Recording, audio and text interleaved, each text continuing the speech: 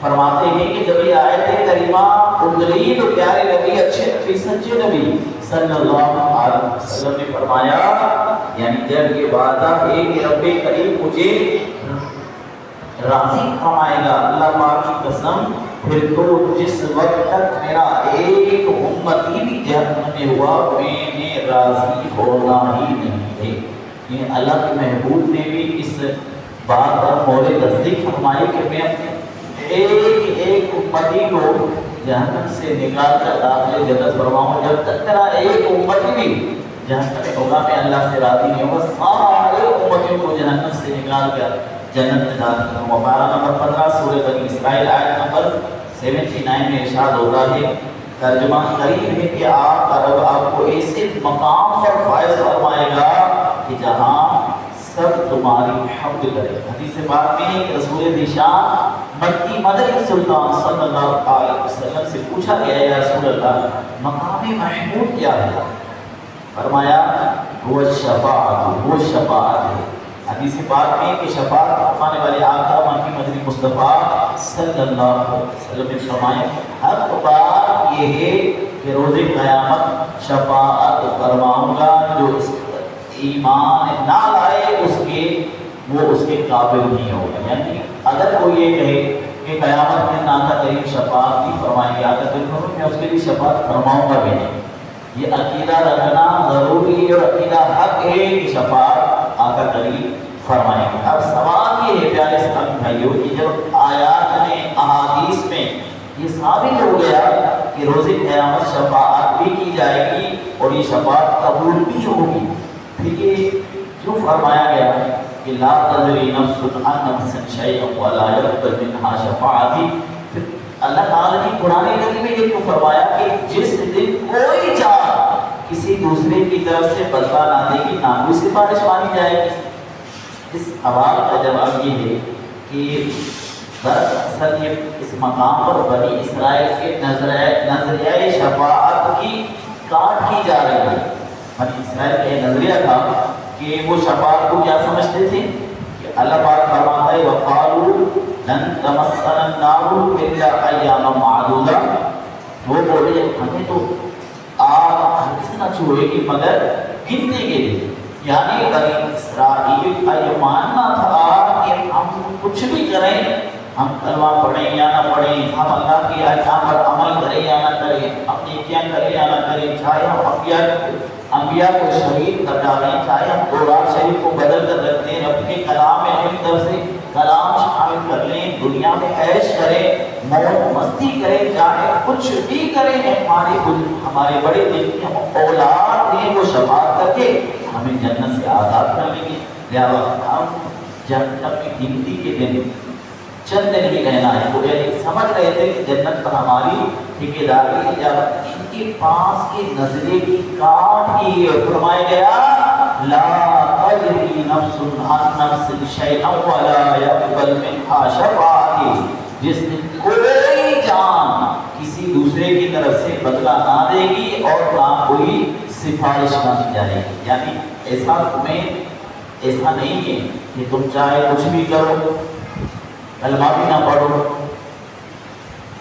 اسی طرح نبیوں کی گستاخی کرتے رہو یا ایمان بھی قبول نہ کرو، رب کے کلام قرآن شریف کی گستاخی بھی کر لو، پھر بھی تمہاری شفاعت ہو جائے گی اور تم جنت میں پہنچ جاؤ گے، ایسا نہیں۔ فرمایا نہیں ایسا ہرگز نہیں ہوگا، بلکہ تمہیں آج اس دنیاوی زندگی میں خود کو جنت کا حقدار بنانا پڑے گا۔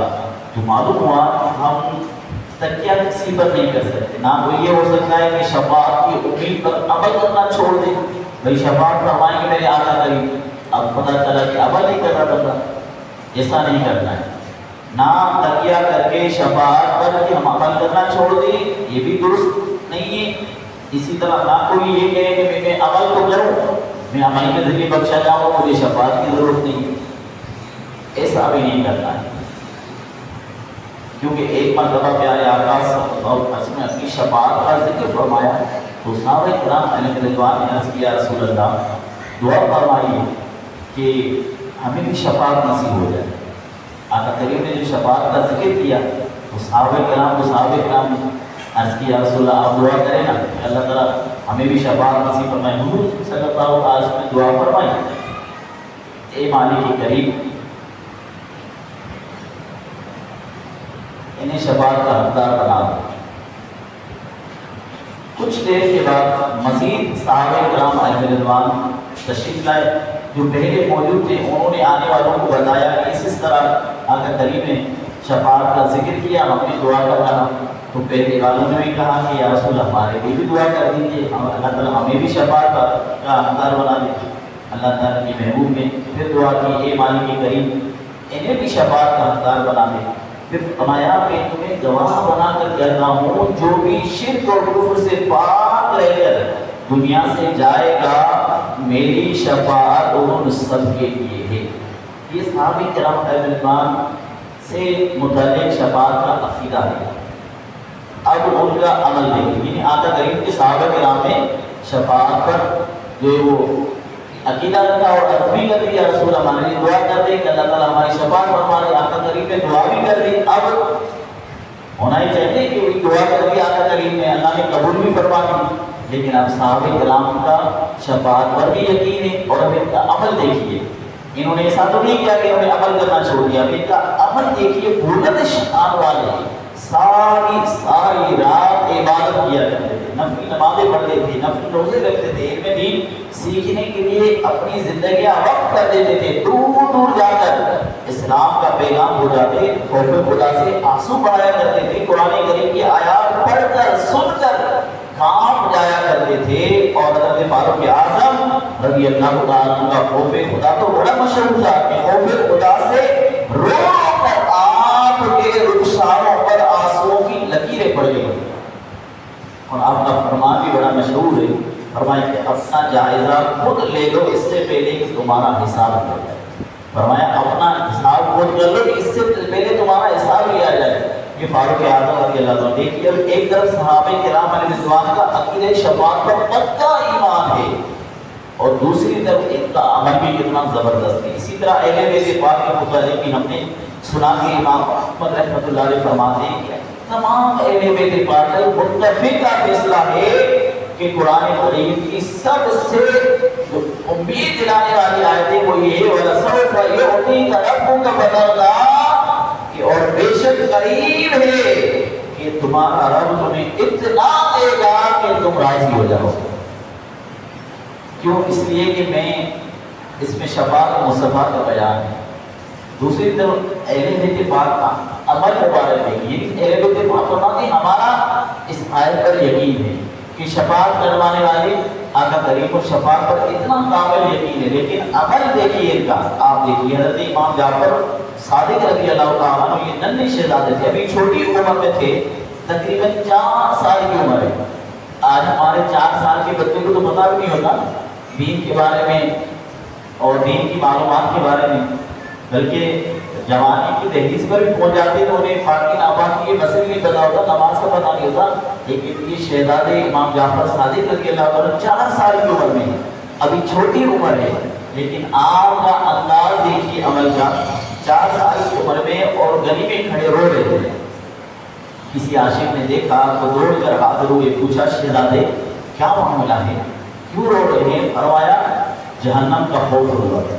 اللہ 4 سال کے شہزادے جہنم کا خوف رلا رہا ہے. عرض کیا شہزادے آپ کو بھی چھوٹے بچے ہیں, آپ کو گناہوں سے بالکل پاک ہیں. فرمایا ہاں مگر میں نے دیکھا ہے اپنی جان جب آگ جلاتی ہے نا تو پہلے چھوٹی چھوٹی لکڑیوں کو آگ لگاتی ہے, جب آگ چھوٹی لکڑیوں کو پکڑ لیتی ہے پھر اپنی جان بڑی لکڑیاں لاتی ہیں. مجھے ڈر ہے کہ کہیں اسی طرح پر مجھے بھی جہنم میں نہ ڈال دے. خوف خدا تعالیٰ ان شخصیات کا 4 سال کی عمر ہے. اہل بیت پاک کے گھرانے کے چشم و چراغ حضرت داؤد رحمۃ اللہ تعالیٰ علیہ جو بہت بڑے اللہ کے ولی گزرے ہیں. ایک دن آپ امام جعفر صادق رحمۃ اللہ علیہ کی خدمت میں حاضر ہوئے. عرض کی علی جان مجھے نصیحت فرمائی.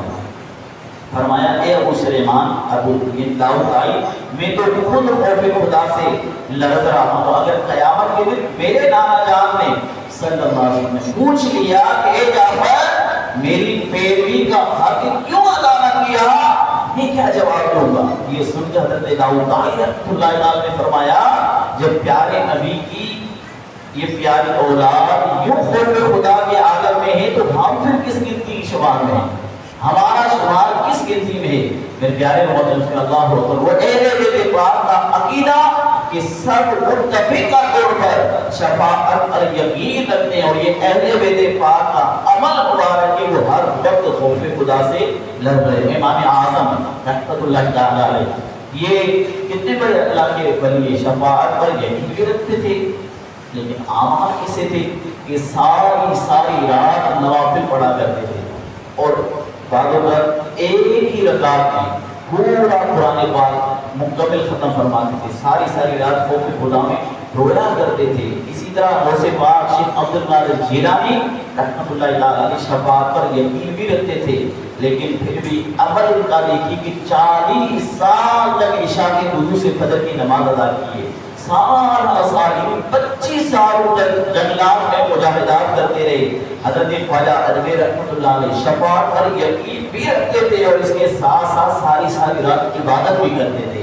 بلکہ دور کیا جانا ہمارے اس سچے بڑے سچ میں عقیدہ شفاعت کا بہت زیادہ چرچا کرنے والے اعلیٰ حضرت رحمۃ اللہ علیہ آپ نے اس میٹھے انداز میں عقیدہ شفاعت کو بیان کیا کہ اس کی مثال دیکھنے کو نہیں ملتی۔ آپ فرماتے ہیں کہ کیا ذوق افزا شفاعت ہے تمہاری واہ، یعنی یا رسول اللہ آپ کی شفاعت کتنی پیاری ہے، کیا ذوق افزا شفاعت ہے تمہاری واہ واہ، قرض لیتی ہے گناہگار، قرض لیتی ہے گناہ پرہیزگاری واہ واہ، یا رسول اللہ آپ بروز قیامت ایسے کمال انداز میں شفاعت فرمائیں گے کہ جن کے پاس گناہ نہیں ہوں گے نا وہ بھی کہیں گے کہ ہم کسی گناہگار سے گناہ لے کے آقا کریم کی شفاعت حاصل کریں۔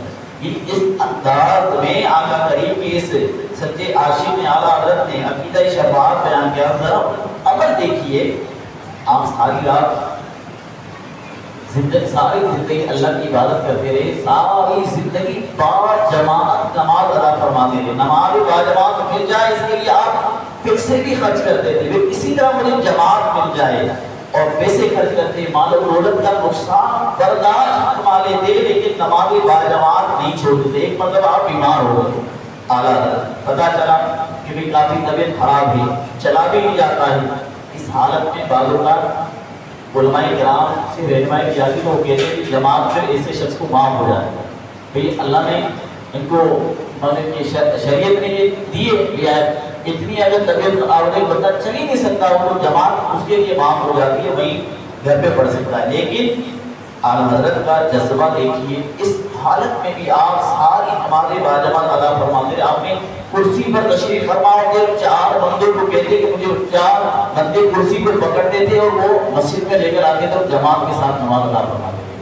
تو میرے پیارے صحابی بھائیوں، آپ غور کیجیے کہ صحابہ کرام سے لے کے اہل بیت پاک سے لے کے اولیاء کاملین سے لے کر آپ جس کی بھی سیرت اٹھا کر دیکھیں گے، آقا کریم کے شفاعت پر کامل یقین بھی ہے اور ساتھ ہی ساتھ عمل بھی کرنا ہے، کیونکہ یہ دونوں راستے اختیار کرنے ہیں، نہ یہ کہ شفاعت کا یقین کر کے بتا عمل چھوڑ دے، بھائی مجھے تو شفاعت مصطفیٰ نصیب ہوگی، بے شک ہونی ہے، لیکن عمل بھی کرنا ہے۔ صحابہ کرام اہل بیت پاک آپ دیکھیں گے ان کی زندگی اٹھا کر دیکھیں گے کہ عمل کو دیکھیں گے تو ہم عمل کے عین پر بھی نہیں پہنچے ہوتے ہیں۔